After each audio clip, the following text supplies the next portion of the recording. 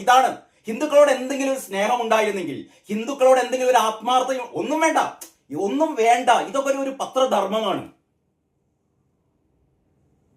50% കൂടുതൽ ഹൈന്ദവ വിശ്വാസികളുള്ള ഒരു സമൂഹത്തിലേക്കാണ് ദേശാഭിമാനി ഇന്ന് ശ്രീകൃഷ്ണ ജയന്തിയായിട്ട് ശ്രീകൃഷ്ണന്റെ ഒരു പടം പോലും അച്ചടിക്കാതെ, ശ്രീകൃഷ്ണ ജയന്തിയാണ് എന്ന് പറയുന്ന ഒരു വരി കൂടി എഴുതാതെ പത്രം, ഇതാ ഒന്നാം പുറം മാത്രമല്ല, ഈ എഡിറ്റോറിയൽ പേജിലും അല്ല, ലേഖനവും ഉണ്ട് എന്ന് ശ്രീകൃഷ്ണന്റെ എന്താ പറയാ ഭഗവത്ഗീതയുടെ മാർക്സിസ്റ്റ് വീക്ഷണത്തിലൂടെ എന്നൊക്കെ വേണമെങ്കിൽ പറഞ്ഞ് എഴുതാലോ. ഒന്നുമില്ല, ഉള്ളിലെ പേജിൽ ഒന്നുമില്ല.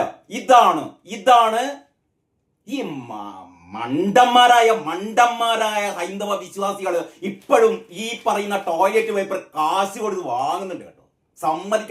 സമ്മതിക്കണം മക്കളെ. നിങ്ങളെ ഭഗവാൻ ശ്രീകൃഷ്ണൻ എന്ന് പറയുന്നത് ഇവിടുത്തെ ഓരോ ഹിന്ദുക്കളെ സംബന്ധിച്ച് മാത്രമല്ല, മലയാളികളെ സംബന്ധിച്ച് മാത്രമല്ല, ഈ ലോകത്തെ, ഈ പ്രപഞ്ചത്തിലെ എല്ലാ ജീവജാലങ്ങളെ സംബന്ധിച്ചും ശ്രീകൃഷ്ണൻ എന്ന് പറയുന്നത് ഒരു എന്താ പറയാ, അവരുടെ ആ ത്രസിപ്പിക്കുന്ന ജീവിതത്തിന്റെ ഒരു ഊർജമാണ് കൃഷ്ണൻ.